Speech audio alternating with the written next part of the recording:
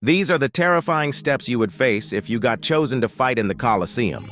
First, Roman guards would break down your door and pull you out of your home. If you couldn't pay your debt, were a criminal or even a slave, you could get chosen at any random moment. Next, they would shackle you up and drag you through the streets, scraping your entire body as they made their way towards the Colosseum.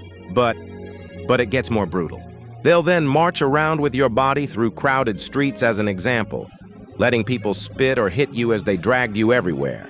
And eventually, you would be taken underneath the Colosseum, pulling you through a dark hallway into a holding cell with nothing in it except a cold floor, forcing you to stay in the cell for multiple days or even weeks as they decided your fate and advertise your upcoming fight. And it was nearly impossible for you to sleep, hearing the crowd chanting all day and people dying directly above your head. Even at night, you would hear wild animals as they kept them in the same room as prisoners. Next, after all this waiting, on a random day, they'll suddenly unlock your door and pull you out. You're now about to discover your fate.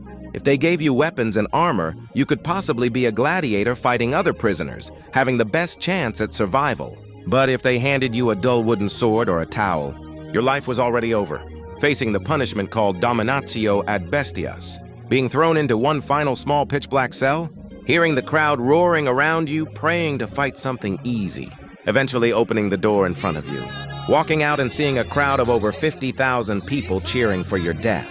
And in a moment of truth, the Roman guards will raise a small platform within the Colosseum, being met with whatever animal you have to face, which they specifically starved and agitated.